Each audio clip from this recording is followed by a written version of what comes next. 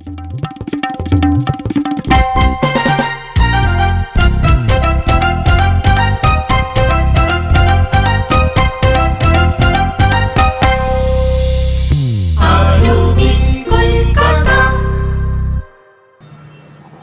afternoon, নমস্কার।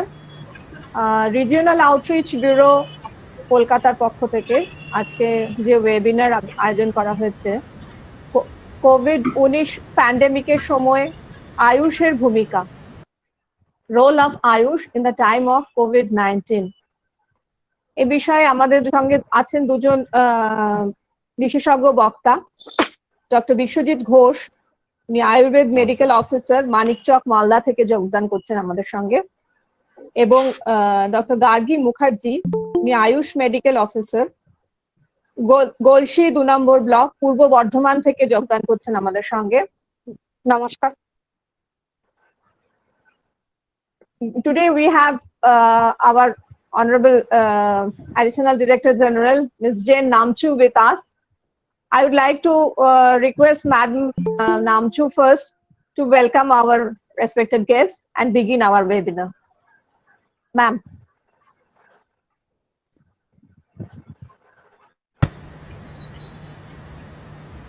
Good afternoon, namaskar. Doctor Biswajit Ghosh, doctor Gargi Mukherjee, आप लोग टाइम लेके हमारे वेबिनार में आने के लिए आप लोग को बहुत बहुत धन्यवाद. And all the others who have joined us today. There are a lot of volunteers from NYK, I think, who have joined us today, besides our own officers. And we all know that we are all going through a very challenging time that has been stretching on for a long time.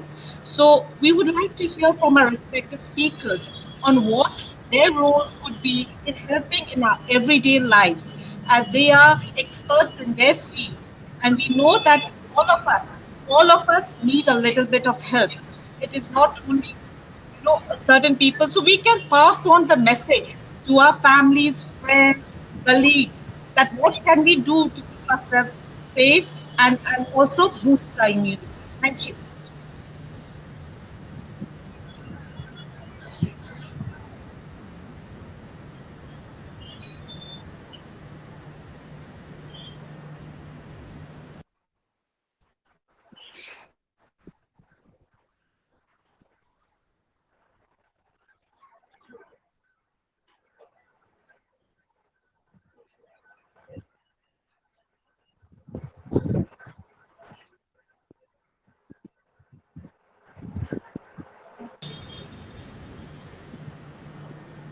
Smita, Smita आप है?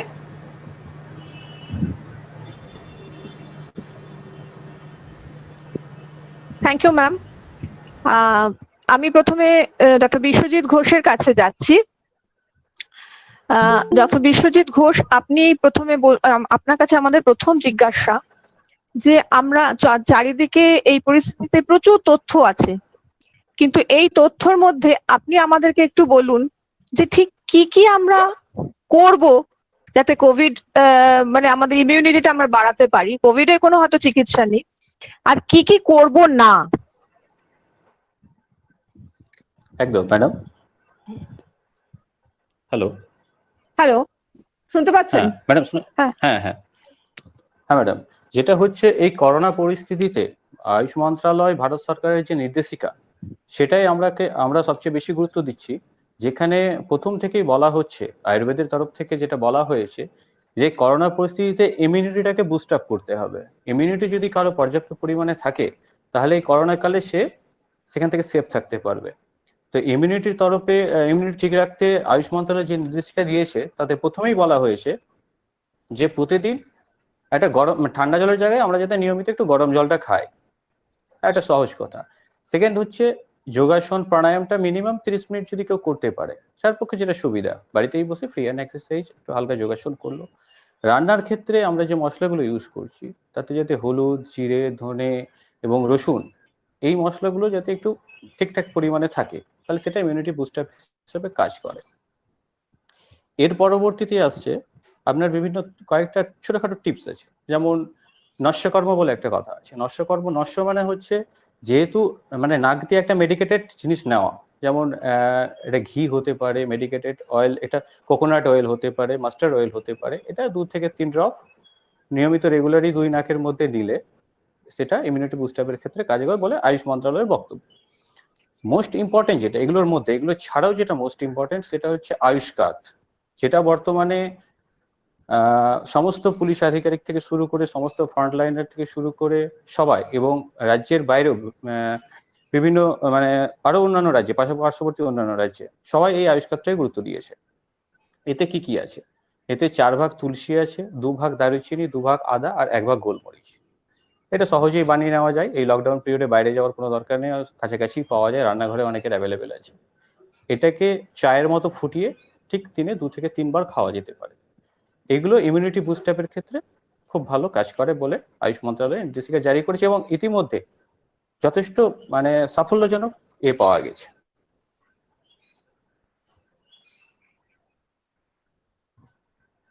ধন্যবাদ doctor Ghosh. তো doctor মুখার্জির কাছে জিজ্ঞাসা করব, তাহলে homeopath medical science অনুযায়ী আপনি কি বলবেন ইমিউনিটি বুস্টিং এর জন্য আমাদের কি কি করা দরকার বা কি করা প্রয়োজন? যদি হোমিওপ্যাথিক অ্যাপ্রোচে আমরা এগোই, তাহলে করোনা যে কোনো ভাবেই হোক, করোনা একটি অত্যন্ত ছোঁয়াচে রোগ এবং এটা একজন মানুষ থেকে আরেকজন মানুষের মধ্যে সংক্রমিত হয়। তো প্রথমেই সেটা হচ্ছে সংক্রমণের হাত থেকে আমাকে কি কি উপায় বাঁচতে হবে। তো সেক্ষেত্রে যেগুলো সাধারণ ব্যাপার, যেমন মাস্ক ব্যবহার, স্যানিটাইজার ইউজ, বারবার সাবান দিয়ে হাত ধোয়া, এগুলো তো খুব সাধারণ। কিন্তু যদি হোমিওপ্যাথিক পয়েন্ট অফ ভিউতে আমরা যাই, তাহলে আমাদের কাছে মূল কথা হচ্ছে ভাইটাল ফোর্স বা ভিএফ। তো এই ভিএফ ওয়েভ প্রতিটি জীবিত প্রাণীর মধ্যে আছে এবং এটিকে কোনোভাবেই উইক হতে দেওয়া যাবে না। যদি উইক হয় তাহলে কিন্তু আমরা বিভিন্ন রোগের সংক্রমণের হাতে আমরা পড়ব। এবং এই ভিএফ কে আমরা কিভাবে উইক হতে দেব না, সেটা হচ্ছে আমাদের সুস্থ জীবনযাত্রা, মানসিকভাবে সতেজ থাকা এবং সমস্ত রকম রোগ বালাইয়ের থেকে নিজেকে মানসিকভাবে দূরত্ব বজায় রাখা, যাতে সবসময় একটা আতঙ্ক যাতে না থাকে যে আমি অসুস্থ হয়ে পড়বো, আমি কি হবে। এই জিনিসটা হচ্ছে প্রথম কথা। আর দ্বিতীয় কথা, কোনো রকম যদি সিমটম আসে, সঙ্গে সঙ্গে তার নিকটস্থ যে ফিজিশিয়ান আছে তার সাথে দেখা করা এবং উপযুক্ত মেডিসিন নেওয়া, সেক্ষেত্রে রোগটি সিভিয়ারিটির দিকে যাবেই না।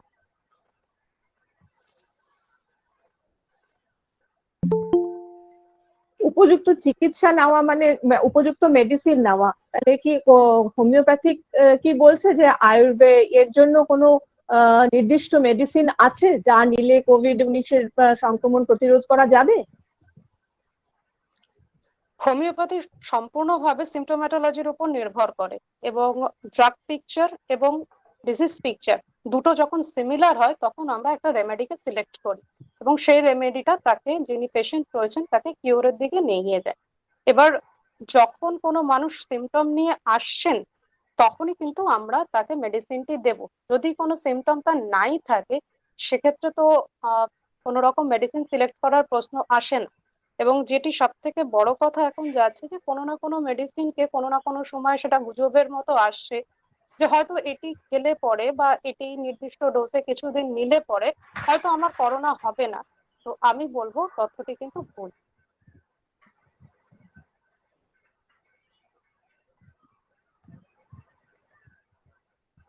আর কোনো কি এমন কোনো ঔষধের কথা কি হোমিওপ্যাথিক শাস্ত্র বলবে যে যেটা খেলে আমার ইমিউনিটিটা বুস্ট আপ থাকবে, যাতে আমি আক্রান্ত হব না?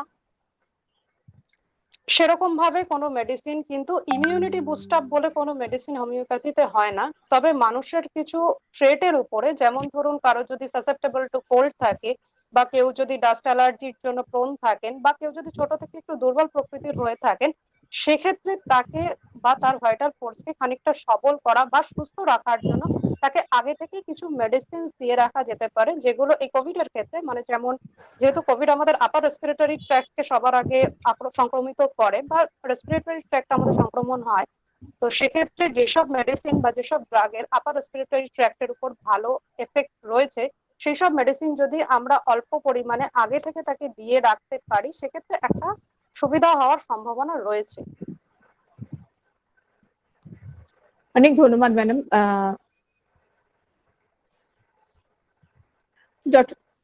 ডক্টর ঘোষের কাছে আবার জিজ্ঞাসা করছি, আপনি যে বললেন যে বেশি করে হলুদ ইত্যাদি রান্নার মধ্যে একটু বেশি ব্যবহার করা, বা সহজেই বাড়িতে বানিয়ে নেওয়া যায় বললেন এখন কতগুলো জিনিস, আপনি যদি একটু আমাদের বলেন যে সহজেই যেটা বাড়িতে বানিয়ে নেওয়া যায় ঠিক কিভাবে বানাবো আমরা জিনিসটা।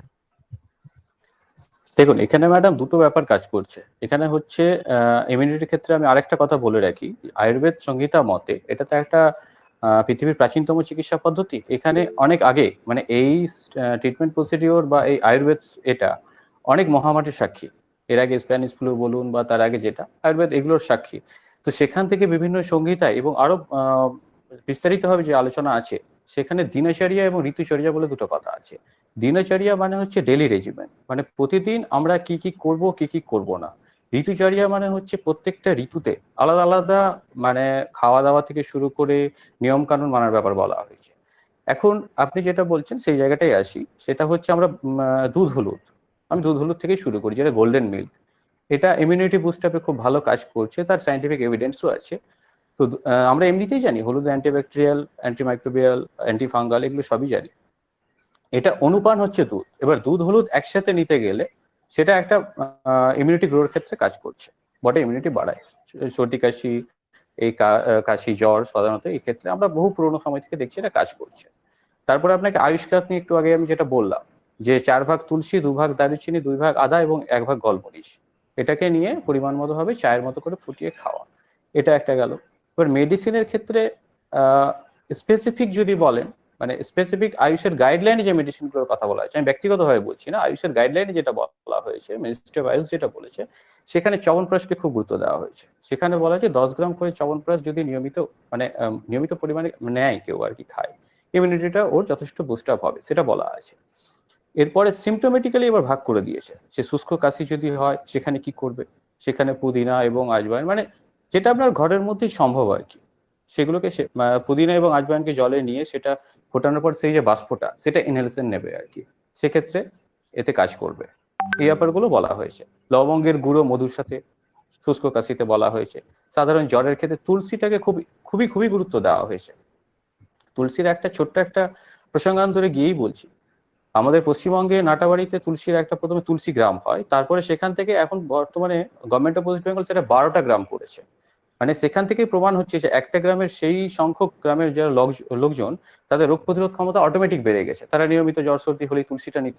এবার তুলসীটাকে কি ফর্মে নিত, তারা কেউ রস করে নিত, রসের সাথে এবার অনুপানটা ভাগ আছে, এটা আপনাকে একজন আয়ুর্বেদাচার্যের কাছ থেকে একটু জেনে নিতে হবে। যেমন কাশি যদি হয় কেউ গোলমরিচের সাথে নিচ্ছে, যদি জ্বর হয় তাহলে গুলঞ্চের সাথে নিচ্ছে, এমনিও তুলসী রস নেওয়া যেতে পারে। তো এটা একটা মানে তুলসী যে অনাক্রমতার ভিত্তিতে একটা জ্বলন্ত উদাহরণ, সেটা হচ্ছে আমাদের এই তুলসী গ্রাম প্রজেক্টটা।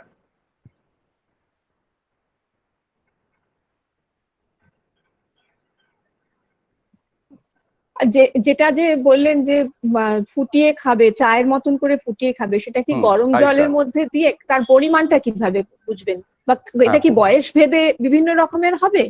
যারা বয়স্ক তাদের জন্য যে পরিমাণ, বা যে শিশু তাহলে তার জন্য কি সেই একই পরিমাণ, বা কোন বয়স থেকে এটা খাওয়া যেতে পারে? হ্যাঁ ম্যাডাম, শিশুদের ক্ষেত্রে অবশ্যই সেটা 4 ভাগের 1 ভাগ হবে। এখন কথাটা হচ্ছে এটা স্ট্যান্ডার্ড হচ্ছে আপনার ওই যে বললাম যে 4:2:1 রেশিওতে সেই পাউডারটাকে তৈরি করে রেখে নিতে হবে। সেটা অ্যাকচুয়ালি কাঁথের রেশিও হচ্ছে 16 গুণ জলে বয়েল করা। তো এখানে এখন এই মুহূর্তে 16 গুণ জলে বয়েল করে খাওয়াটা একটা ডিফিকাল্ট।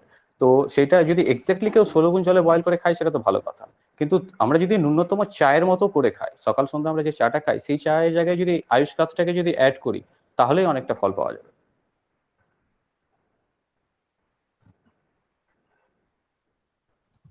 সকালে চায়ের পরিবর্তে এই আয়ুষ কাথটা অনেক কার্যকরী হবে। আর যদি কেউ চা খান, মানে এই আয়ুষ কাথটা কি মানে খালি পেটে খাওয়াটাই আপনারা বলছেন যে খালি পেটে এটা সেবন করা উচিত? চা আমরা যেমন খাই, সকালে উঠে আমরা যেমন চা খাই ঠিক সেইভাবে। আর চ্যবনপ্রাশের ক্ষেত্রে কি আপনি বয়স ভেদে বিভিন্ন রকমের বা পরিমাণ হবে?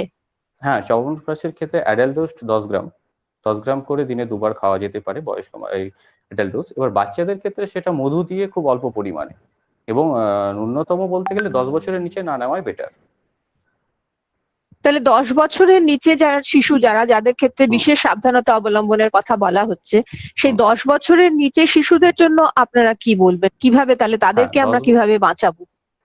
তাদের ক্ষেত্রে ম্যাডাম আয়ুর্বেদে অনেক ব্যবস্থা বলা হয়, যেমন তার মধ্যে পিপ্পলি রসায়ন একটা খুব গুরুত্বপূর্ণ ব্যাপার। পিপুল এবং মধু, পিপুল এমনি কিনতে পাওয়া যায়, পিপুল এবং মধু সেটা বাচ্চাদের সর্দি কাশি জ্বর এবং এই টাইপের যে ইনফেকশন গুলো সেই ক্ষেত্রে মানে খুব ভালো কাজ করে পিপ্পলি রসায়ন যেটাকে বলা হয়। মেডিসিনের ক্ষেত্রে যেতে গেলে সেটা অরবিন্দাসব একটা কমন মেডিসিন, যেটা সাধারণত দিয়ে দেওয়া হয়।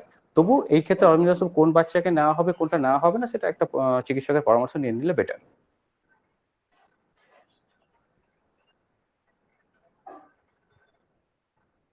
ধন্যবাদ ডক্টর ঘোষ। ডক্টর মুখার্জিকেও এই প্রশ্নটা আবারও করব যে হোমিওপ্যাথিক মেডিসিন অনুযায়ী 10 বছরের নিচে বাচ্চা যাদের জন্য বিশেষ সাবধানতা অবলম্বন করতে বলা হচ্ছে, তাদের জন্য কি হোমিওপ্যাথিতে বিশেষ কোনো অন্য ওষুধ আছে যার মাধ্যমে তাদেরকে এই সংক্রমণ থেকে বাঁচানো যেতে পারে? আমি প্রথমেই যেটা বললাম যে সাসেপ্টেবিলিটি কিন্তু হোমিওপ্যাথিক মেডিসিন সিলেকশনের ক্ষেত্রে একটা বড়সড় ভূমিকা নেয়। এবং কোনো বাচ্চা ধরুন যে 10 বছরের নিচে, তাকে যদি কোনো একটা প্যান্ডেমিক বলুন বা একটা এপিডেমিকের হাত থেকে বাঁচানোর জন্য আমরা একজন ফিজিশিয়ানের কাছে নিয়ে আসি, সেই ফিজিশিয়ান প্রথমেই যে বাচ্চাটি তার সাথে যখন এলো তাকে সামগ্রিকভাবে তাকে বিচার করে নেবেন যে বাচ্চাটি রুগ্ন কি সম্পূর্ণ সবল। যদি সম্পূর্ণ সবল হলো বা না হলো, সেক্ষেত্রেও বাচ্চাটির বাড়ির লোকের থেকে জানা যেতে পারে সে সাসেপ্টেবিলিটি তার কিসে রয়েছে, এবং সাসেপ্টেবিলিটি অনুসারে বাচ্চাটির গঠন, বাচ্চাটির বয়স, বাচ্চাটির কর্মক্ষমতা সমস্ত কিছু বিচার করে একটি মেডিসিন সিলেক্ট করা এবং বাচ্চাটিকে মিনিমাম ডোজে, মিনিমাম পোটেন্সিতে বাচ্চাটিকে যদি দিয়ে রাখা যায়, সেক্ষেত্রে কিন্তু বাচ্চাটির মধ্যে আগেই একটা সিমিলিবাসের বা সিমিলিয়া সিমিলিবাস কিউরেন্টার, যেটা আমাদের মেন রুল, সেটা আমরা প্রতিফলিত করতে পারবো। এবং সেক্ষেত্রে যখন কোনো কারণে বাচ্চাটি যদি কোনো রোগের সম্মুখীন হয় বা সেই সিমটোম্যাটোলজি যদি তার মধ্যে আসে, সেক্ষেত্রে কিন্তু বাচ্চাটির মধ্যে একটি প্রতিরোধ ক্ষমতা আগে থেকেই গড়ে উঠে। এবং এক্ষেত্রে প্রচুর মেডিসিন আছে, যেমন ব্রায়োনিয়া আছে, আমাদের আর্সেনিক আছে, ক্যালসিয়াম আছে, কখনো রাস্টাক্স আছে, কোনো কোনো ক্ষেত্রে ব্যাকটেরিয়াও রয়েছে। কিন্তু এই ওষুধগুলো তো ডাক্তার না দেখিয়ে খাওয়া তো নিশ্চয়ই উচিত নয়। কখনোই না, কারণ যে ডাক্তারবাবু রয়েছেন তিনি একমাত্র সামগ্রিকভাবে টোটালিটি অফ দ্য সিমটম করে তিনি বুঝতে পারবেন যে যে সামনে যে পেশেন্ট রয়েছে তার কি পরিমাণ ডোজে দরকার, কি পোটেন্সিতে দরকার। কারণ হোমিওপ্যাথিক রেমেডির ক্ষেত্রে ডোজেস এবং পোটেন্সি দুটোই সমানভাবে গুরুত্বপূর্ণ। মানে একই মেডিসিন বিভিন্ন রকম পোটেন্সি এবং বিভিন্ন রকম ডোজে বিভিন্ন রকম ফলাফল দেয়। এবং একই ক্ষেত্রে আমি যেটা আরেকটি বলবো যে মানে হোমিওপ্যাথি সিস্টেম অফ মেডিসিনের আরেকটি মেন রুল হচ্ছে পেশেন্ট, প্র্যাকটিশনার এবং মেডিসিন বা রেমেডি, এই তিনটে কিন্তু একটা ট্রাইপডের মতো কাজ করে। এবং সেক্ষেত্রে তার কিওরের দিকে যাওয়ার জন্য মানে যে রয়েছেন, যিনি রোগী রয়েছেন, তার কিওরের জন্য এই ট্রাইপড কিন্তু সমানভাবে অত্যন্ত গুরুত্বপূর্ণ। মানে যেমন ভাবে পেশেন্ট তার সিমটম যা দিচ্ছে বা প্র্যাকটিশনার তিনি তার উইদাউট এনি প্রেজুডাইজেশন তিনি যা বুঝছেন এবং যে মেডিসিন তিনি সিলেক্ট করছেন সেটা কোন ডোজে তাকে দেবেন, সম্পূর্ণটাই কিন্তু ফিজিশিয়ানের উপর 100% নির্ভর করে। এবং ফিজিশিয়ানকে না দেখিয়ে খেলে কিন্তু সেক্ষেত্রে হিতে বিপরীত হতেই পারে। তাহলে অনেক ক্ষেত্রে যে আমরা অনেক জায়গায় পড়ছি যে হোমিওপ্যাথিক আর্সেনিক অ্যালবুমিন নিলে কোভিড রোধ করা সক্ষম হতে পারে, তাহলে সেটা তো নিশ্চয়ই আপনার সমর্থনযোগ্য নয়, একেবারেই সমর্থনীয় নয়। না, এটি আমরা প্রথম এটা কি মানে সত্যি কি এটা কোভিড এর ওষুধ? না, কোভিড এর ওষুধ বলে কিছু নেই। কোভিড হচ্ছে এমন একটি ভাইরাস ঘটিত রোগ যে কিনা একটা গ্রুপ অফ সিমটমস দিচ্ছে, এবং এক্ষেত্রে আমাদের কাছে সিমটোম্যাটোলজিক্যালি ট্রিটমেন্ট করা ছাড়া আর কোনো উপায় নেই। এবং হোমিওপ্যাথিতে কখনোই কোনো গ্রস একটা মেডিসিনকে সিলেক্ট করা হয় না একটা বড় জনসাধারণের জন্য, যে মানে এই ওষুধটিকে আমি সিলেক্ট করলাম এবং সবাইকে একই ডোজে আমি প্রতিটা মানুষকে দিয়ে যাই। এটি কিন্তু হোমিওপ্যাথির নীতি একেবারেই নয়। হোমিওপ্যাথির ক্ষেত্রে ইন্ডিভিজুয়ালাইজেশন অত্যন্ত গুরুত্বপূর্ণ, এবং প্রতিটি পেশেন্ট তার আলাদা সিমটম, তার আলাদা ডিজিজ পিকচার, তার জন্য আলাদা ড্রাগ সিলেকশন এবং আলাদা রিপিটেশন, আলাদা ডোজ, মানে 1:1 যেটাকে বলা হয়।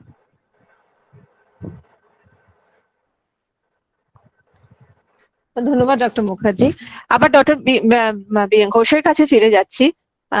আচ্ছা, এ তো গেল বাচ্চাদের কথা, এরপর দ্বিতীয় যে সব থেকে বেশি ভালনারেবল গ্রুপ যাদের কথা বলা হচ্ছে 65-র ওপরে যাদের বয়স, তো তাদের জন্য আপনি কি বলবেন? তাদের জন্য আলাদা করে কি কোনো বিশেষ সতর্কতা নেওয়ার প্রয়োজন আছে? একদম ম্যাডাম, আয়ুর্বেদের আমাদের 8টা ব্রাঞ্চ আয়ুর্বেদের, তার মধ্যে একটা আলাদা করে ব্রাঞ্চই হচ্ছে জরা চিকিৎসা। জরা চিকিৎসা মানে বয়স্কদের চিকিৎসা। তো এই জরা চিকিৎসাতে আলাদা করে বলাই হয়েছে রসায়ন, যেটা জরাবাদী নাচের একটা আলাদা চিকিৎসা, সেটা হচ্ছে রসায়ন চিকিৎসা। তো এই রসায়ন চিকিৎসা এই সময় খুবই ইম্পর্টেন্ট। রসায়ন চিকিৎসাটা কি? রসায়ন চিকিৎসাটা হচ্ছে একদিকে যেমন ইমিউনিটি গ্রো করবে, অন্যদিকে ওটা শক্তি বর্ধনের দিকে কাজ করবে। এখন এই এজেড বয়স্ক লোকেরা যারা যারা এজেড পার্সন, তাদের ক্ষেত্রে আমাদের বেশ কিছু সিলেক্টিভ মেডিসিন আয়ুষ মন্ত্রণালয় অলরেডি ঠিক করে দিয়েছে, সিলেক্টিভ মেডিসিন, সেটা এই ক্ষেত্রে খুব ভালো কাজ করছে। যেমন তার মধ্যে অশ্বগন্ধা আছে, গিলয় আছে, গিলয় মানে গুরুচি যেটা টিনোস্পোরা কর্ডিফোলিয়া আছে, ব্রাহ্মী আছে, আমলা আছে, আমলা যেটা আমলকি, এই কয়েকটা খুবই গুরুত্বপূর্ণ। এরা তিনভাবে এটা আমাদের ইমিউনিটির ক্ষেত্রে কাজ করছে। আমাদের ইমিউনিটি যেমন সহজ, কালজ এবং যুক্তিকৃত তিন ভাগে আয়ুর্বেদে ভাগ করা আছে। একটা যেটা আপনার বংশ পরম্পরায় চলে আসছে সহজ, কালজটা হচ্ছে যেটা আপনার ঋতু বেসিসে, বর্ষাকালে কারো ইমিউনিটি কম, গ্রীষ্মকালে ঠিক, আবার বসন্তকালে কোনো সমস্যা, এটা হচ্ছে কালজ। আর একটা যুক্তিকৃত। তো এই ক্ষেত্রে বয়স্ক লোকেদের ক্ষেত্রে এখন যারা করোনা পিরিয়ডে এই সিচুয়েশনে বয়স্ক আছেন, তাদের ক্ষেত্রে চবনপ্রাশের পাশাপাশি, চবনপ্রাশ তাদের ক্ষেত্রে অবশ্যই ইম্পর্টেন্ট, জরা চিকিৎসা একটা খুব গুরুত্বপূর্ণ ওষুধ চবনপ্রাশ। জরা চিকিৎসা চবনপ্রাশের পাশাপাশি অশ্বগন্ধা এবং গুরুচি এই জাতীয় ওষুধগুলো তারা নিতে পারে। এটা কি মানে ডাক্তার না দেখিয়ে নিজে থেকেও নেওয়া সম্ভব, না কোনো ডাক্তারের কাছে যাওয়ার প্রয়োজন? হ্যাঁ, এখানে একটা ব্যাপার আছে, আপনি এটা খুব ভালো কোশ্চেন করেছেন। যদি চবনপ্রাশের কথা বলি, চবনপ্রাশে যদি কারো সুগার থাকে তাহলে সে সুগার ফ্রিটা নেবে, তাছাড়া চবনপ্রাশ নেওয়া যায় মিনিমাম 15-20 দিন ইমিউনিটি বর্ধনের ক্ষেত্রে, এবং ক্ষেত্রে চবনপ্রাশ 15-20 দিনের জন্য নেওয়া যায়। এটা তারপরে যদি কন্টিনিউ করতে হয় সেটা চিকিৎসকের পরামর্শ নিতে হবে যে আমি কন্টিনিউ করবো আর করবো না। এক, অশ্বগন্ধার ক্ষেত্রেও কিছু নিয়ম বিধিনিষেধ আছে, যাদের প্রেশার হাই আছে ধরুন, বা আরো যে কিছু অন্য সিমটম আছে, কিন্তু এই হার্বস মানে এই ট্রিটমেন্টটা আমাদের আছে। মেনলি আমি এটাই বলতে চাইছি যে জরা চিকিৎসার খুব ভালো ট্রিটমেন্ট আয়ুর্বেদ সংহিতা মানে আয়ুর্বেদে মেনশন করা আছে, আলাদা ব্রাঞ্চ আছে। যেমন ট্রিটমেন্টে আলাদা আলাদা পার্ট হয়, সেরকম একটা আলাদা পার্টই আছে জরা চিকিৎসা। কিন্তু অশ্বগন্ধার ক্ষেত্রে বা অন্যান্য ওষুধের ক্ষেত্রে ডাক্তার দেখানোটা অবশ্যই প্রয়োজন। চবনপ্রাশের ক্ষেত্রে যেন 15 দিন পর্যন্ত আমরা ডাক্তার না দেখিয়েও খেতে পারি। নেওয়া যেতে পারে, হ্যাঁ। হ্যাঁ, কিন্তু অন্যান্য গুলোর ক্ষেত্রে ডাক্তার দেখানোটা অবশ্যই প্রয়োজন। হ্যাঁ, যদি ধরুন এখন ব্যাপারটা যে যদি কারো মাল্টিপল কোনো প্রবলেম থাকে, যদি জেনারেলি কোনো প্রবলেম না থাকে, এমনি ইমিউনিটি কম আছে বা কোনো কনজেনিটাল কোনো প্রবলেম নেই, বা ধরুন আরো কোনো বড় কোনো সমস্যা নেই, তারা নিতে পারে। যেমন গিলয় গুরুচি যেটা, সেটা সাধারণত 10-15 দিন এরকম নেওয়া যায়। কিন্তু কারো যদি পিত্ত বিকৃতি থাকে মানে সেই ক্ষেত্রে নেওয়া যেতে পারে। এখন তার যদি কারো অন্য কোনো সমস্যা থাকে, তাহলে সেক্ষেত্রে আমার মনে হয় একবার চিকিৎসকের পরামর্শ নিয়েই নেওয়া উচিত। আচ্ছা, যে আরেক দল যাদের ক্ষেত্রে আমরা যেটা নিয়ে চিন্তিত সকলেই হয়তো, সেটা হচ্ছে অন্তঃসত্ত্বা মা যারা, তাদের ক্ষেত্রে একটা বিশেষ সাবধানতা খুব প্রয়োজন। তো তাদের ক্ষেত্রে আপনি কি বলবেন? তারাও কি এই যা ওষুধ আপনি বলছেন এই সমস্তই ওষুধ স্বাভাবিকভাবেই নিতে পারেন কি? না, একদমই না। বা শুধু অন্তঃসত্ত্বা মাই নয়, যারা নতুন মা হয়েছে, ধরুন একেবারেই সদ্যজাত শিশু যাদের বা যে শিশু স্তন্যপান করছে, সেই সব মারা বা অন্তঃসত্ত্বা মা যারা, তাদের ক্ষেত্রে কি বলবেন? আমাদের চরক সংহিতায় খুব স্পষ্ট করে মেনশন করা হয়েছে, আপনি যে অন্তঃসত্ত্বার কথা বললেন, সেখানে মাসানুমাসিক পরিচর্যা। মাসানুমাসিক পরিচর্যা মানে হচ্ছে প্রথম থেকে নবম মাস পর্যন্ত, প্রথম মাস থেকে নবম মাস পর্যন্ত সেই গর্ভিণী কি কি পরিচর্যার মধ্যে দিয়ে যাবে, কি খাবে কি খাবে না, সেটা খুব ভালো করে মেনশন করা আছে। তার মধ্যে আমি একটু প্রাইমারি যেটা সেটা বলে দিচ্ছি। প্রাইমারি মোটামুটি বলা হয়েছে প্রথম থেকে শেষ পর্যন্ত দুধ অবশ্যই নেবে, মানে দুধ খাওয়ার কথা বলা আছে।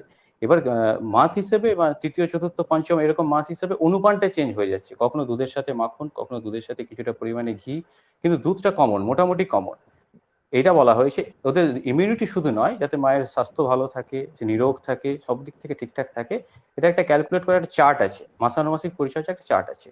সেটা আপনি যে কোনো মানে আয়ুর্বেদাচার্য বা যারা স্ত্রীরোগ বিশেষজ্ঞ আয়ুর্বেদ বিশেষজ্ঞ আছেন, তারা অবশ্যই প্রোভাইড করে দেবে, মানে তাদের কাছ থেকে জানা যাবে। তাহলে তারা তাদের জন্য কি? হ্যাঁ, সুমিতা, হ্যাঁ আমি বলি, আমার নাম সন্দীপন দাশগুপ্ত, আমি field publicity officer, field outreach bureau Chuchura থেকে বলছি। আচ্ছা, এই আপনার আয়ুর্বেদ এবং হোমিওপ্যাথি, আপনারা দুজন ডাক্তারবাবু আছেন, দুজনকে এই যে প্রশ্নটা বারে বারে আমাদের উঠে আসছে, যেটা আপনি আলোচনাও করছিলেন, যে আয়ুর্বেদ আর হোমিওপ্যাথি এই দুটো নিয়ে একটা লোকের মনে একটা খুব আশার সঞ্চার হচ্ছে যে আয়ুর্বেদ খেলে হয়তো আমরা বেঁচে যাব বা কোভিড থেকে আক্রমণ থেকে মুক্ত পাবো, এবং হোমিওপ্যাথির ক্ষেত্রেও সেই জিনিসটা আসছে। এই এই বিষয়ে আপনাদের কি বক্তব্য, মানে আয়ুর্বেদ কি সত্যিকারের এই ইনফেকশনটাকে রুখতে সক্ষম? দেখুন স্যার, এখন পর্যন্ত কোভিড আসা মোটামুটি 6 মাস হয়ে গেছে। 6 মাসের মধ্যে আপনি খুব সূক্ষ্মভাবে পর্যালোচনা করলে দেখবেন যে অ্যালোপ্যাথি চিকিৎসা পদ্ধতির অবশ্যই শ্রেষ্ঠতা আছে, কিন্তু এই কোভিড এর ক্ষেত্রে কিন্তু একেবারে ভরাডুবি খেয়েছে। কারণ ওষুধগুলোর কথা বলেছে, পরে তারা বা হুয়ের নির্দেশনামা তুলে নেওয়া বলুন, কিন্তু আমাদের একদম প্রথম থেকে মার্চ মাসের শেষ থেকে যে গাইডলাইন চলছে এখনো পর্যন্ত সেই গাইডলাইন চলছে, এবং এর গবেষণাপত্রে যেগুলো উঠে এসছে, গুজরাটে যেমন কিছুদিন আগেই আমাদের গুজরাটে একটা খুব নিউজে উঠে এসছে, যতজনকে এই থেরাপিটা দেওয়া হয়েছে, মানে আয়ুষ্কাদ বলুন বা যে এই ইমিউনো মডুলেটর যে ব্যাপারগুলো মেনশন করা হয়েছে, তারা কিন্তু প্রত্যেকেই সুস্থ হয়েছে। আমাদের কলকাতার মারোয়ারি হাসপাতালে 20 জন পেশেন্টের মধ্যে 19 জনকে এটা ট্রিটমেন্ট করা হয়েছিল, 19 জনই কিন্তু সুস্থ হয়েছে। একজন নার্স, কোন থেরাপি এটা? এই থেরাপি বলতে আপনার এই যে প্রোটোকল, যেটা আয়ুষ প্রোটোকল, যেটা আয়ুষ প্রোটোকল একটা নির্দিষ্ট প্রোটোকল, যেগুলো আমি আলোচনা করলাম একটু আগে, আয়ুষ্কাত, ঋতুচর্যা, তারপরে আপনার ওই এটা মারোয়ারি হাসপাতাল একজন নার্স শুধু নেননি, বাকিজন নিয়েছিলেন, তারা প্রত্যেকে সেখান থেকে নেগেটিভ এসেছে, সেটা প্রতিদিন পত্রিকা মনে খবর করেছিল। তো এরকম অনেকগুলো অজস্র উদাহরণ আছে। বর্তমানে সব থেকে যেটা যে আমাদের যে কোনো ডিস্ট্রিক্টের সিএমওইচ, যেমন মডার্ন সিস্টেমের লাস্ট কথা, সিএমওইচ স্যার পর্যন্ত আমাদের ডাইরেক্টর অফ আয়ুর্বেদাকে চিঠি করেছেন যাতে আমাদেরকে আয়ুষ্কাত প্রোভাইড করা হয়। মানে অ্যালোপ্যাথি ডাক্তারবাবুরা নিজেদের ফ্রন্টলাইনে যারা কাজ করছেন, তারা নিজেদেরকে সুরক্ষা রাখতে আয়ুষ্কাতের উপর ভরসা করছে। অতএব আমার ব্যক্তিগত মন্তব্য নয়, এটা আয়ুর্বেদটা যেহেতু 5000 ইয়ার মানে একটা গবেষণালব্ধ চিকিৎসা বিজ্ঞান, এটা নতুন করে হুট করে কিছু বলছে না বা চেঞ্জ করছে না। তো আমরা 5000 বছরের পুরনো একটা মানে তথ্য সমৃদ্ধ এবং গবেষণালব্ধ চিকিৎসা বিজ্ঞানের উপর কাজ করছি, যেটা চেঞ্জেবল নয়, যেটা সেদিনও বলে গেছে, এখনো সেটা সমানভাবে প্রযোজ্য। কোভিড এর ক্ষেত্রে বারবার বলা হচ্ছে যে ইমিউনিটিটা যদি কারো স্ট্রং থাকে তাহলে সে আক্রান্ত হবে না। খুব মানে প্র্যাকটিক্যালি কথা, যেমন ধরুন আমরা সবাই কিন্তু এদিক ওদিক বেরোচ্ছি, কিন্তু সবাই আক্রান্ত হচ্ছি না। কারা আক্রান্ত হচ্ছি? যাদের অনাক্রমতা অনেকটা কম। তাহলে এখান থেকেই প্রমাণ যে যাদের অনাক্রমতা কম তারা যখন আক্রান্ত হচ্ছি, তাহলে অনাক্রমতাটা যদি আমরা ঠিকঠাক করতে পারি তাহলে আমরা অনেকটা কম আক্রান্ত হব। পাশাপাশি যেগুলো আছে ওগুলো মেনটেন করবো, স্যানিটাইজার নেওয়ার, মাস্ক নেওয়ার, সেগুলো ঠিক আছে, কিন্তু শরীরের রোগ প্রতিরোধ ক্ষমতাটা যদি আমাদের ঠিক থাকে তাহলে আমরা করোনাকে অনেকটা জয় করতে পারবো। হ্যাঁ, কিন্তু এই যে ইমিউনিটি বুস্টার হিসাবে যেগুলোকে বলা হচ্ছে সেগুলো কি রেডিলি অ্যাভেলেবল? অনেক সময় বাজারে পাওয়া যাচ্ছে না। তো সেক্ষেত্রে কি আপনাদের যে আয়ুর্বেদিক হসপিটাল যেখানে আছে সেখানে কি বা কোনো আয়ুর্বেদিক প্রিপারেশন, যে আপনারা যদি বলেন যে হ্যাঁ এই আয়ুর্বেদিক এই প্রিপারেশন, কোনো কোম্পানির নাম না, কিন্তু অমুক প্রিপারেশন গুলো খাওয়া ভালো, বা এই প্রিপারেশন গুলো খেলে আপনার ইমিউনিটি বাড়বে, বা কোভিড থেকে অন্তত কিছুটা মানসিক শান্তি পাবেন, সেরকম কি কিছু আপনি সাজেস্ট করতে পারেন? একদম দাশগুপ্তবাবু, দেখুন আমাদের রান্নাঘরটাই হচ্ছে আয়ুর্বেদ। আমরা যদি বলি কেন, আমরা যে জিনিসগুলো মানে ধনে, জিরে, মৌরি, প্রত্যেকেরই দ্রব্যগুণ আছে, এবং এখান থেকেই সেটাকে চক আউট করে কোনটা করোনার ক্ষেত্রে এফেক্টিভ, এই সময় কোনটা আপনার ইমিউনিটির ক্ষেত্রে এফেক্টিভ সেটা সাজেস্ট করা হয়েছে। তার মধ্যে থেকে আয়ুষ্কাত তৈরি, অর্থাৎ এটার জন্য বাইরে কোথাও যাওয়ার কোনো দরকার নেই, যে কোনো প্রত্যেকের রান্নাঘরে মোটামুটি এই জিনিসগুলো অ্যাভেলেবেল। তবু যদি মনে হয় এই গোলমরিচ, এই দারুচিনি, শুট, এগুলো পাওয়াই যায়, এটা একটা হলো। সেকেন্ড, আপনি যে মেডিসিন গুলো বলেন, চ্যবনপ্রাশ এখন সব জায়গাতেই অ্যাভেলেবেল, অনেক কোম্পানি বানাচ্ছে, এমনিও সরকারি অনেক জায়গাতেই এ করা হয়, অ্যাভেলেবেল আছে। চ্যবনপ্রাশটা একটা খুব পুরনো ওষুধ এবং মানে প্রামাণিক ওষুধ আর কি, প্রামাণ্য। আচ্ছা, আমি ডক্টর মুখার্জির কাছে আসি একটু। ডক্টর মুখার্জি আছেন? বলুন। হ্যালো। হ্যাঁ ডক্টর মুখার্জি, নমস্কার ডক্টর মুখার্জি। আপনাকে যে ব্যাপারটা যে হোমিওপ্যাথি সম্পর্কে আমাদের প্রত্যেকের একটা ধারণা আছে, যে হোমিওপ্যাথি যদি আমরা নিই, যেমন ধরুন একটা ঘরোয়া চিকিৎসার মধ্যেই হোমিওপ্যাথি পড়ে, এবং পুরোনো বাড়িতে প্রচুর বাড়িতেই আপনার ওই হোমিওপ্যাথির বই আছে। তো এখন ব্যাপারটা হচ্ছে যে আজকের দিনে দাঁড়িয়ে বারবার একটা কথা বলা হচ্ছে যে হোমিওপ্যাথি ইমিউনিটি বুস্টার।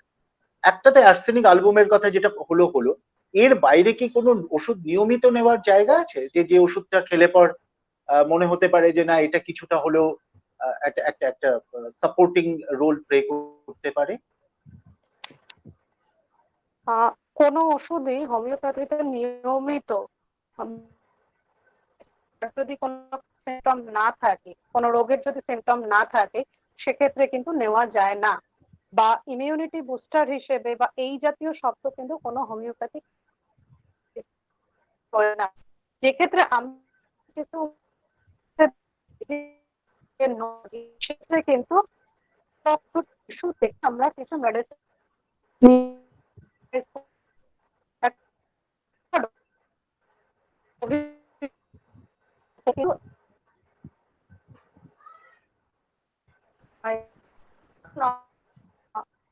থেকে ওরকম ভাবে প্রোটিন কোভিড কিন্তু সিমটোমেটোলজি হিসেবে ট্রিটমেন্ট করতে যদি আমরা আসি, অনেক ক্ষেত্রে কি হয় যেহেতু হোমিওপ্যাথি চিকিৎসা হিসেবে নেওয়া হয়, যেমন আমি একটা খুব যদি সাধারণ উদাহরণ দিই, যে একটি বাচ্চা বা কেউ হয়তো পড়ে গেছে, ব্যথা লেগেছে, সেক্ষেত্রে হয়তো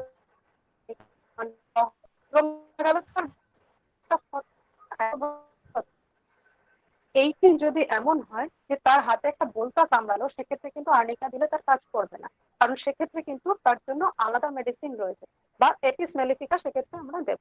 এই একই ভাবে আমি যেটা বলতে চাই যে কখনোই কোভিড এর ক্ষেত্রে যে কোনো মেডিসিন করা সম্ভব, এবং যদি একজন পেশেন্ট আমাদের সামনে আসে কেন বা সিভিয়ারিটি হোক, যদি তার স্প্রেড বা ক্ষেত্রে পেশেন্ট মুখ থেকে যে সিমটমটি আসছে, প্রতিটি সিমটম কিন্তু অত্যন্ত গুরুত্বপূর্ণ, এবং এই সিমটম গুলোকে একত্রিত করে আমরা তখনই কিন্তু মেডিসিন তো সে অর্থে একটি কভারেজের কথা কিন্তু।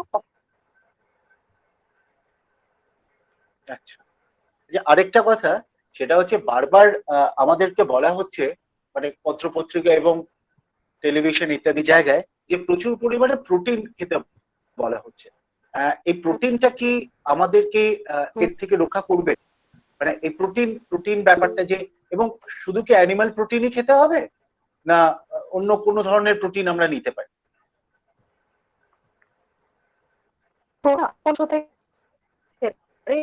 কাজ করে সেটি হচ্ছে আমাদের দেহ তন্তু বা দেহ পেশি এটা আছে, সেটি সবল দৈহিক ভাবে সুস্থ থাকেন, তার দৈহিক সুস্থতা কিন্তু তাকে মানসিক সুস্থতা দেয়, এবং এই দৈহিক এবং মানসিক সুস্থতা তাকে কিন্তু একটা ভাইটাল ফোর্সের ইকুইলিব্রিয়ামটাকে বজায় রাখে, এবং সেক্ষেত্রে কিন্তু তার রোগ সংক্রমণের সম্ভাবনা অনেকাংশেই কমে যায়। সুমিতা, আর কিছু প্রশ্ন থাকলে কর। হ্যাঁ, আমি যেটা ডক্টর ঘোষের সঙ্গে যেটা কথা হচ্ছিল, যে এই নতুন মা যারা যেসব মাদের বাচ্চারা স্তন্যপান করছে বা অন্তঃসত্ত্বা মাদের ক্ষেত্রে, তাদের ক্ষেত্রে আপনি হোমিওপ্যাথির ক্ষেত্রে কি বলবেন? হোমিওপ্যাথিক চিকিৎসা পদ্ধতিতে তারা কিভাবে ভালো থাকতে পারবেন বা কি করতে পারবেন? আয়ুর্বেদিক চিকিৎসা না, ডক্টর মুখার্জিকে জিজ্ঞেস করলাম। আয়ুর্বেদ ডক্টর ঘোষ তো বললেন, আমি ডক্টর মুখার্জির কাছে জানতে চাইছি আর কি। যখন মামাতা তিনি কিন্তু শারীরিক ভাবে খুবই একটা টালমাটাল পরিস্থিতির মধ্যে দিয়ে রয়েছেন, এবং এমতো অবস্থায় তার খুব মাইল্ড একটা ট্রিটমেন্ট, যেটা কিনা তাকে কোনো রকম ভাবে কোনো অ্যাডভার্স এফেক্ট দেবেন না এবং তাকে সম্পূর্ণভাবে সুস্থ করে তুলবে, এইরকম একটি পদ্ধতি কিন্তু অন্যতম পদ্ধতি হচ্ছে হোমিওপ্যাথি। এবং যখনই কোনো গর্ভবতী তখনও কিন্তু আমরা যে মেডিসিন তার জন্য করবো, এবং এক্ষেত্রে যে সমস্যাগুলোর মধ্যে দিয়ে তিনি বর্তমানে যাচ্ছেন, মানে সদ্য প্রসূতি যদি হন, তার যে কষ্টগুলো রয়েছে আর কি, তার মধ্যে দিয়ে তিনি খুব তাড়াতাড়ি সুস্থ হতে পারবেন। এবং এক্ষেত্রে আমরা সবসময় কিন্তু মাইল্ড ডোজ এবং মিনিমাম দিয়ে আমরা সিলেকশন করার চেষ্টা করি।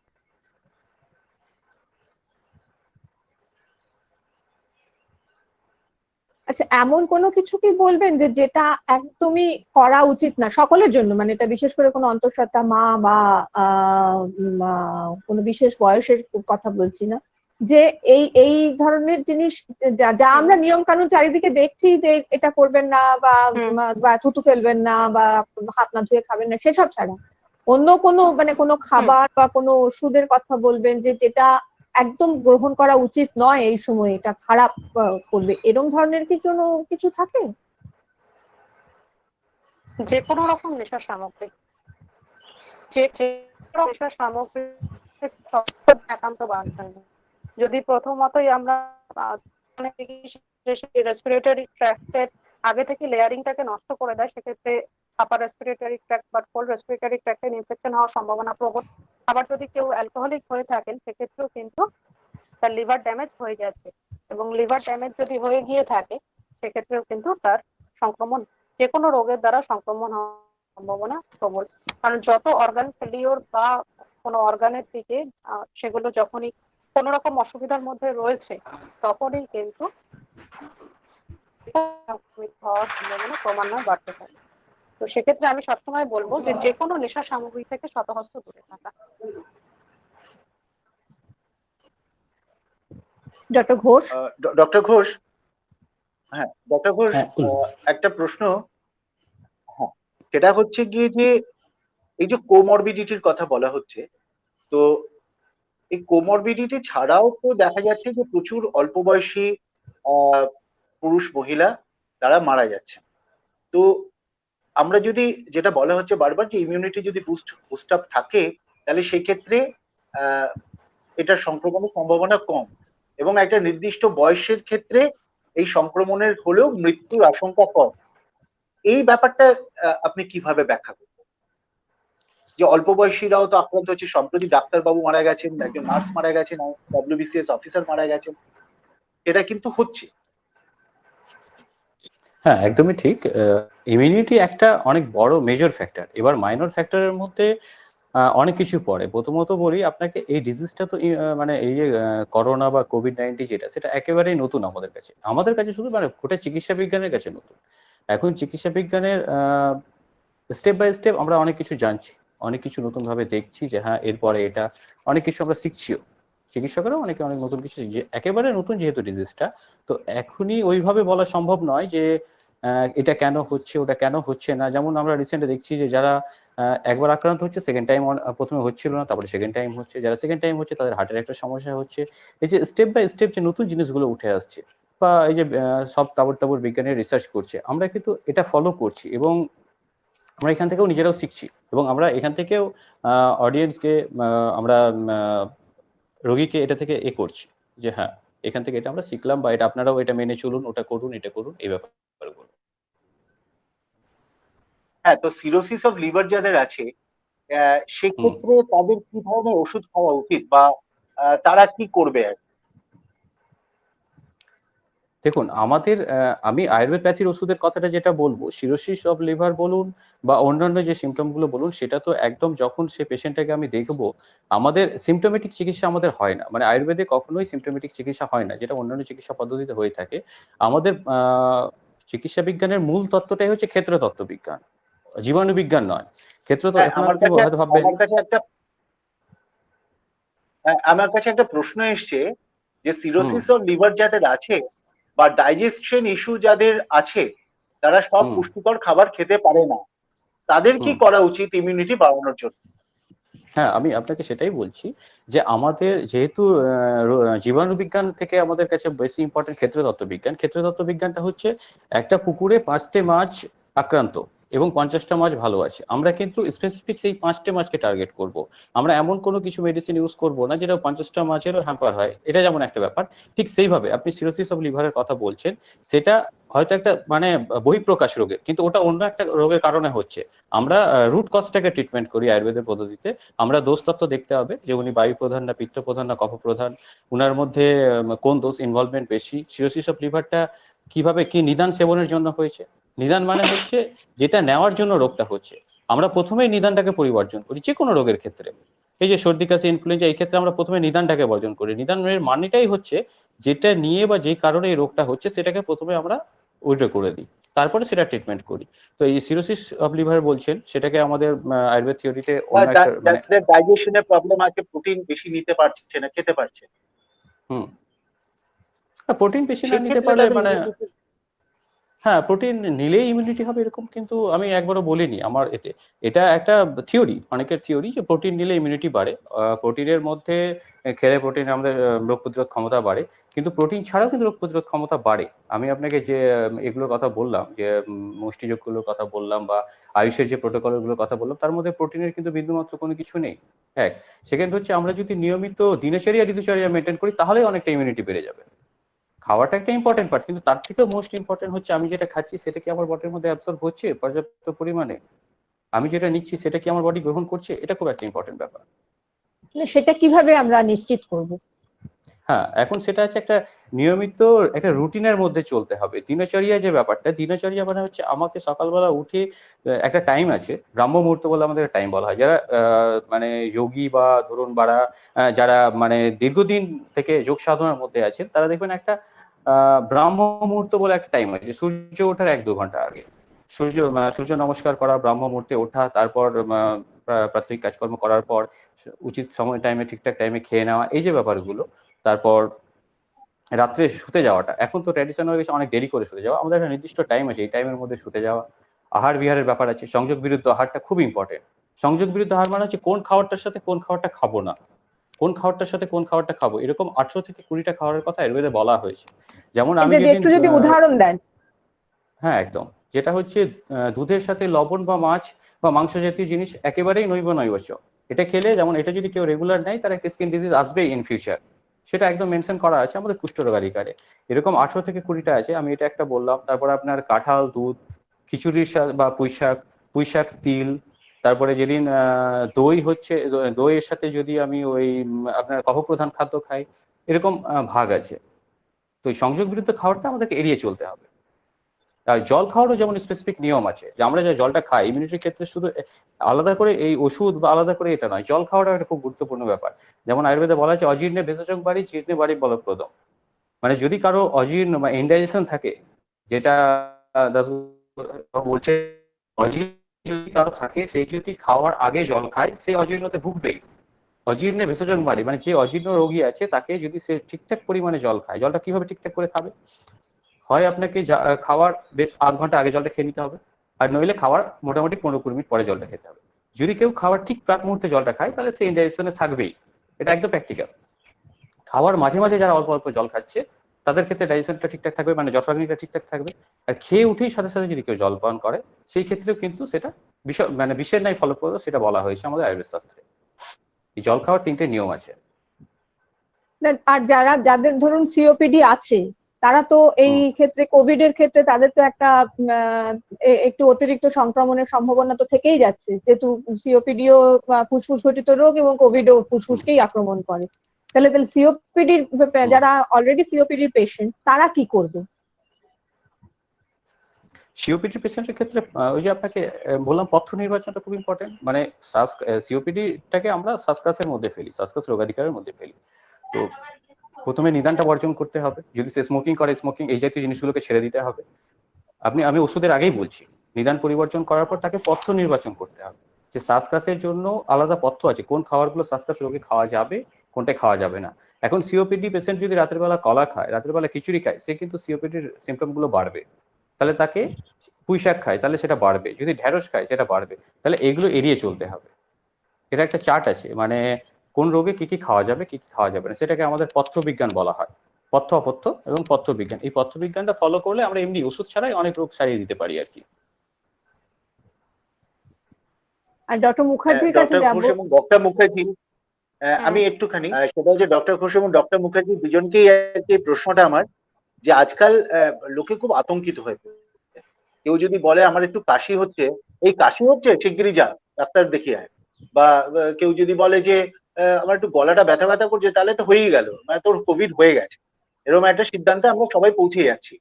তো আমার আমার দুজনের কাছেই প্রশ্ন, দুজন ডাক্তারবাবুর কাছেই, যে যদি হালকা হালকা কাশি থাকে সেক্ষেত্রে কি ধরনের ওষুধ, আমি প্রথমে ডক্টর ঘোষের কাছে যাচ্ছি, যে যদি কারো হালকা হালকা কাশি থাকে, কারণ এখন সিজন চেঞ্জ হচ্ছে, তাহলে সেক্ষেত্রে তাকে কি কি ওষুধ খাওয়ার জন্য আপনি বলবেন? দেখুন, যাদের হালকা হালকা কাশি আছে বা ধরুন জ্বরও আছে সাথে, প্রথমেই মানসিকভাবে ভেঙে পড়ার কোনো কারণ নেই। করোনার সিমটমগুলোর মধ্যে এখন পর্যন্ত আমরা যেগুলো পেয়েছি, যতক্ষণ পর্যন্ত না মানে ধরুন জ্বরের সাথে কাশি, গলা ব্যথা এবং ঘ্রাণ চলে যাওয়া, মানে আমি একটা গন্ধ পাচ্ছি না বা যে খাবারটা খাচ্ছি সেটা ঠিকঠাক স্বাদ পাচ্ছি না, যদি এরকম সিমটম হয়, আমার জ্বরটা যদি কন্টিনিউ থেকে থাকে, গলা ব্যথাটা কন্টিনিউ হচ্ছে, তাহলে তখন আমি করোনা নিয়ে ভাবনা চিন্তা করতে পারি বা সেই দিকে যেতে পারি। তার আগে এই ছোটখাটো কাশি নিয়ে হচ্ছে বা একটু হালকা জ্বর হলো, সেখানেই করোনা ভেবে মানসিকভাবে বিধ্বস্ত হওয়ার কোনো কারণ নেই। সেই ক্ষেত্রে আমাদের ঘরেই এর মুষ্টিযোগ আছে।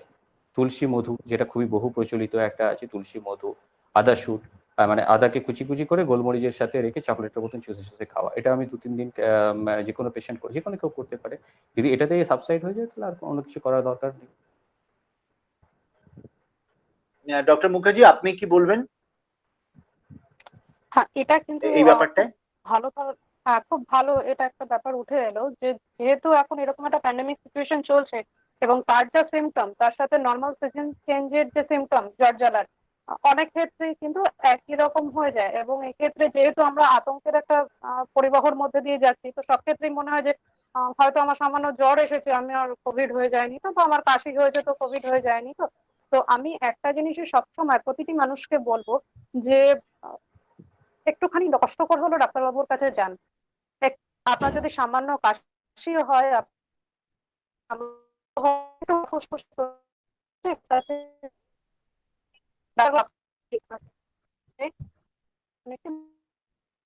এমনও যে হয়ে গেল, সেটি সিভিয়ারিটির দিকে গেল না, এবং যদি এমনও হয়ে থাকে যে আপনি সাসেপ্টেবল টু কোল্ড, সেক্ষেত্রেও কিন্তু আপনি বেঁচে গেলেন। এবং 100 ভাগ একইভাবে আমি বলবো যে যাচ্ছেন কখনোই নিজে মেডিসিন সিলেক্ট করতে যাবেন, মানে কোনো যে অনেক থাকি আর কি, যেমন কিছু কিছু হোমিওপ্যাথিক মেডিসিন খুব সাধারণ ভাবে উঠে আসে, যেমন ডায়োনিয়া বলুন, রাস্টাক বলুন, মানুষের একটা ধারণা আছে যে জ্বর সর্দি কাশির ক্ষেত্রে এগুলো যদি আমি খেয়ে নিই, বিশেষত 200 পটেন্সি বা 200 পটেন্সি যেটা, সেটাকে সাপ করে খেয়ে নেওয়ার একটা প্রবণতা কিন্তু সাধারণ মানুষের মধ্যে আছে। কিন্তু এক্ষেত্রে আরেকটা মেডিসিনের নামও কিন্তু খুব তাড়াতাড়ি উঠে আসে, জানেন না। এবং এই শুকনো কাশি বা এই জাতীয় জিনিসগুলো ক্ষেত্রে কিন্তু ওই মেডিসিনটিও ভালো কাজ দেয়, কখনো কখনো অ্যান্টিমটার্টও ভালো কাজ দেয়, কখনো ব্যাকটেরিয়াও ভালো কাজ দেয়। সুতরাং আমাদের হাতে কিন্তু, মানে যিনি একজন প্র্যাকটিশনার, তার কাছে কিন্তু হোমিওপ্যাথি একটা ফার্স্ট অ্যারেনা রয়েছে, তার কাছে প্রচুর মেডিসিন রয়েছে, এবং তিনি কিন্তু একমাত্র যিনি সামান্যতম সিমটমও যদি কোনো পেশেন্টের থাকে, সামান্য জ্বর, সামান্য কাশি, তাহলেও কিন্তু তাকে একমাত্র তিনিই পারবেন সঠিক ওষুধ সিলেক্ট করে তাকে সুস্থ করে তুলতে। সুমিতা, প্রশ্ন কর। হ্যাঁ, ওই যে যে আলোচনাটাতে আমরা প্রথমে ছিলাম, যে যে সিরোসিস অফ লিভার যাদের আছে, তারা সব রকমের খাবার খেতে পারেন না। তো তাহলে তাদের ক্ষেত্রে কি ডক্টর মুখার্জি কিছু বলবেন যে এক্ষেত্রে কোন রকম আলাদা প্রোটেকশন তারা নিতে পারবেন হোমিওপ্যাথিক অনুযায়ী? হ্যাঁ, তিনি প্রথমে দেখতে হবে যে তিনি এই মুহূর্তে কি মেডিসিন নিচ্ছেন, এই মুহূর্তে, এবং তিনি যে মেডিসিন নিচ্ছেন সেটি কোন পদ্ধতিতে রয়েছে, মানে অ্যালোপ্যাথিক সিস্টেম অফ মেডিসিন কি হোমিওপ্যাথিক সিস্টেম অফ মেডিসিন, বা অন্য কোনো সিস্টেম অফ মেডিসিন, আয়ুর্বেদ হোক বা ইউনানি হোক, যে মেডিসিনই তিনি খান না কেন, সেই ডাক্তারবাবুর থেকে আগে ওনাকে একটু কথা বলে আসতে হবে যে আমার কোন জিনিসটি সঠিক এবং কোন জিনিসটি বেঠিক। এবং এমতো অবস্থায় উনি যখন একজন হোমিওপ্যাথিক ফিজিশিয়ানের কাছে এসছেন, তখন কিন্তু তার যে এক্সিস্টিং ট্রিটমেন্ট সেটি থেকে তাকে অন্য আরেকটি ট্রিটমেন্টে নিয়ে আসার আগে খুব ভালো হয় পেশেন্টের সাথে এই মুহূর্তে তার কি সিমটম রয়েছে সেটাকে পর্যালোচনা করে একটি অন্য মেডিসিন প্রেসক্রাইব করা, এবং সেই মেডিসিনটি প্রেসক্রাইবের সাথে সাথে যে অ্যাকিউট সিমটম উনি দিচ্ছেন দুটো মেডিসিনকে আলাদাভাবে চার্জ করা। তাহলে কি হবে, যে ক্রনিক ডিজিজটিতে উনি ভুগছেন সেটিও যেমন সেটিকেও কন্ট্রোল করা সম্ভব হবে, এবং একই সাথে যদি কোনো অ্যাকিউট ম্যানিফেস্টেশনও তার এসে থাকে, যদি জ্বর সর্দি কাশি বা যাই যে কোনো ম্যানিফেস্টেশনই তার থেকে থাকুক, সেক্ষেত্রে দুটোকেই, সেক্ষেত্রে কিন্তু দুটি মেডিসিন আলাদা, মানে তার ক্রনিকের ক্ষেত্রে তার যে মেডিসিন চার্জ হবে আর অ্যাকিউটের ক্ষেত্রে যে মেডিসিন চার্জ হবে, দুটি মেডিসিন আলাদা এবং দুটি আলাদা পোটেন্সিতে কাজ করবে। তো সেক্ষেত্রে কিন্তু এরকম ভাবে আমরা দুটো রোগকেই একসাথে সারিয়ে তুলতে সক্ষম হব। আচ্ছা, একটা প্রশ্ন খুব মানে সবসময় আজ কোভিড বলে নয়, অন্য ক্ষেত্রেও খুবই জিজ্ঞাসা প্রশ্নটা ওঠে খুব, সেটা হচ্ছে ধরুন যে কোনো একটা অসুস্থতায় ভুগছে এবং সেই কারণে হয়তো অ্যালোপ্যাথিক মেডিসিনের ট্রিটমেন্টের মধ্যেই আছে, কিন্তু এখন এই কোভিড পরিস্থিতিতে বা অন্য কোনো এরকম প্যান্ডেমিক পরিস্থিতিতে এখন সে ওই অ্যালোপ্যাথিক মেডিসিন যে চিকিৎসাটার মধ্যে যেটা আছে সেটার মধ্যে থেকেই সে এই ব্যাপারে এই সংক্রমণ প্রতিরোধের কারণে হোমিওপ্যাথিক বা আয়ুর্বেদিক ওষুধের মধ্যে যেতে চাইছে। তাহলে এটা কি তার অ্যালোপ্যাথিক চিকিৎসা কি সম্পূর্ণ বন্ধ করে দিতে হবে, তবেই কি হোমিওপ্যাথিক বা আয়ুর্বেদিক চিকিৎসা কাজ করবে, নাকি ওইটা এবং এই পদ্ধতিটা দুটো পাশাপাশি চলতে পারে? খুব যদি প্র্যাকটিক্যাল ক্ষেত্রে আসেন তাহলে আমি বলবো দুটো পদ্ধতি একটা সময় অবধি পাশাপাশি চলুক, তারপরে অবস্থা বুঝে কোন সিমটম তার জন্য কাজ করছে বা তিনি কতটা সুস্থ হচ্ছেন, কতটা এই মুহূর্তে তার ডেটোরিয়েশন রয়েছে, দুটো তখন বিচার্য বিষয় আসবে। কিন্তু প্রথম ক্ষেত্রে যে মেডিসিন তিনি খাচ্ছেন হঠাৎ করে সেই মেডিসিনটি বন্ধ করে দেওয়া, সেটি যে প্যাথেরই হোক না কেন, সেটি কিন্তু প্র্যাকটিক্যালি খুব ভুল। সেক্ষেত্রে উনি যদি যিনি পেশেন্ট আছেন তিনি যদি অন্য কোনো প্যাথির একটি মেডিসিন কন্টিনিউয়াস খাচ্ছেন এবং তিনি একটি কোভিড সিচুয়েশনে কোনো তার অ্যাকিউট ট্রাবলের জন্য তিনি যদি হোমিওপ্যাথিক মেডিসিন নিতে চান, কোনো অসুবিধা নেই, সেক্ষেত্রে তিনি দুটো পথের দুটি মেডিসিন একসাথে নিতে পারেন। ডক্টর ঘোষ।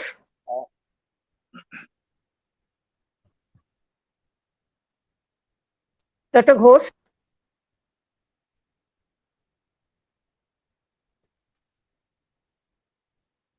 হ্যাঁ, আপনার মাইকটা অফ আছে।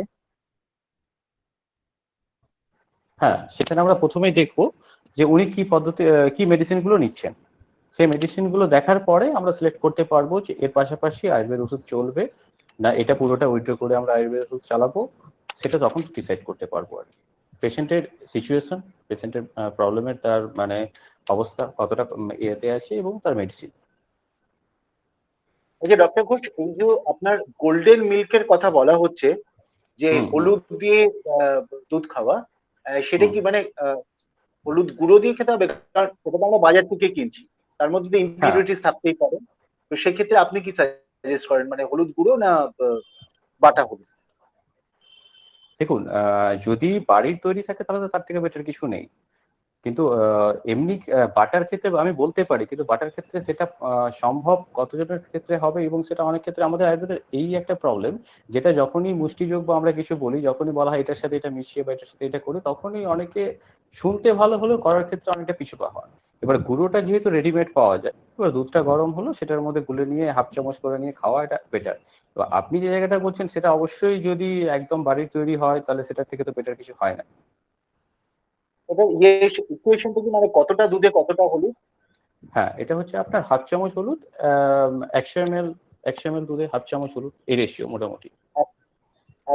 এটা কি সারাদিনে খাবেন নাকি একবারই খেতে হবে? একবার ব্রেকফাস্টের আগে, সকালে একবার। মানে সেটা খালি পেটে না খালি পেটের ব্যাপার আছে কি? দেখুন, খালি পেটেই সচরাচর বলা হয়। এখন যদি কারো সমস্যা হয়, অনেকে খালি পেটে দুধ খেলে একটু সমস্যা হয়, তারা একটু হালকা কিছু খেয়ে তারপরেও খেতে পারেন, কিন্তু ন্যাচারাল খালি পেটেই বলা হয় আর কি। আর যারা এখন এখানে উপস্থিত আছেন তাদের যদি কারো কোনো প্রশ্ন থাকে তাহলে তারা করতে পারেন, আমাদের আর বেশিক্ষণ সময় নেই হাতে।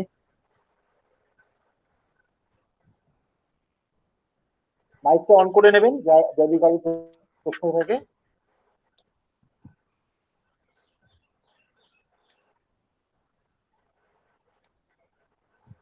আমার মনে হচ্ছে সুমিতা কারোর প্রশ্ন নেই, আমরা তাহলে কি আজকের অনুষ্ঠান শেষ করি? হ্যাঁ, আজকের অনুষ্ঠান আমরা তাহলে এখানেই শেষ করতে পারি। খুবই ভালো লাগলো, অনেক কিছু জানতে পারলাম আমরা। হ্যাঁ, সন্দীপন বলুন। অসংখ্য ধন্যবাদ ডক্টর মুখার্জি এবং ডক্টর ঘোষকে। আপনারা আপনাদের অত্যন্ত ব্যস্ত সময়ের মধ্যে থেকে আমাদের এই এত কিছু জানালেন, যেগুলো আমাদের কাছে সত্যি ভীষণ প্রয়োজনীয় ছিল। এবং আমরা মুশকিলটা হচ্ছে যে আমরা এই যেটা আপনি বলছিলেন যে আয়ুর্বেদ নিয়ে সবাই খুব উৎসাহিত থাকে, কিন্তু কিভাবে সেই আয়ুর্বেদের প্রয়োগ করতে বা আয়ুর্বেদের ওষুধ আমরা কিভাবে নেব সে সম্পর্কে ধারণাটা আমাদের সত্যি অনেক সময় কম থাকে। কম থাকে কেন, কিছুই হয়তো থাকবে না। সেক্ষেত্রে আপনার আজকে যে উপদেশ, আপনার যে আজকে পথ দেখানো, সেটা সত্যি আমাদের খুব কাজে লাগবে। এবং ডক্টর মুখার্জি আপনাকে অসংখ্য ধন্যবাদ, কারণ হোমিওপ্যাথিটা আমাদের জীবনের অঙ্গ। আমাদের হোমিওপ্যাথিটা আমাদের জীবনের অঙ্গ, মানে বঙ্গ জীবনের অঙ্গ বলতে সত্যিকারের হোমিওপ্যাথি। ছোটবেলা থেকেই ও তুই আছাড় খেয়েছিস, পড়ে গেছিস, একটু আর্নিকা খেয়ে নে, তোর এই হয়েছে, চল একটু ব্রায়োনিয়া দিয়ে দিচ্ছি, এই মার কাছে বাবার কাছে এগুলো শুনেই বড়। ও ফুলে গেছে, একটু পূজা খা। তো সেই জায়গায় দাঁড়িয়ে যে হোমিওপ্যাথির প্রয়োগ এবং হোমিওপ্যাথির প্রয়োগ বিধি সম্পর্কে আপনারা জানালেন, এই জন্য আমরা ভীষণ উপকৃত হয়েছি। আপনার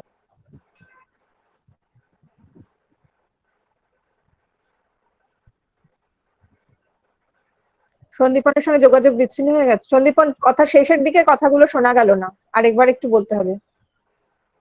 হ্যাঁ, আমি যেটা বললাম যে আমরা ডক্টর ঘোষ এবং ডক্টর মুখার্জি দুজনের কাছে ভীষণভাবে কৃতজ্ঞ। আমি শেষ দিকে বলছিলাম ডক্টর মুখার্জিকে যে আমরা ছোটবেলা থেকেই, মানে বঙ্গজীবনের অঙ্গ হচ্ছে কি হোমিওপ্যাথি। পেট খারাপ থেকে শুরু করে জ্বর, মাথা ব্যথা, আছাড় খেয়ে পড়া, হার্নিকা খাওয়া, থুজা খাওয়া, সিনা খাওয়া ইত্যাদি বহু কিছু খেয়ে আমরা বড় হয়েছি। ফলে হোমিওপ্যাথিটা আমাদের ভীষণ একটা কাছের জিনিস। এবং সেক্ষেত্রে আপনি আমাদের যেভাবে গাইড করলেন ডক্টর মুখার্জি, থ্যাংক ইউ। আপনার এই গাইডেন্স আমাদের খুব কাজে লাগবে, এবং ডক্টর ঘোষকেও তাই, যে আপনার এই গাইডেন্স আমাদের সত্যি খুব কাজে লাগবে। আমরা শুধু এটুকুই বলতে চাই যে পরবর্তীকালে যখন আমাদের আবার এই ধরনের অনুষ্ঠান, কারণ কোভিড যা শুনছি তা তো খুব একটা যাওয়ার নয়, তাড়াতাড়ি যাওয়ার নয়, তো সেক্ষেত্রে আপনাদের সহযোগিতা আমাদের কামনা রইল। আমরা যদি আবার দরকার পড়ে আপনাদের কাছে আবার আমরা ফিরে আসবো, তখন আবার আপনাদের সময় একটু নেব। ভালো থাকবেন, আর নমস্কার। নমস্কার। ধন্যবাদ। ধন্যবাদ। নমস্কার।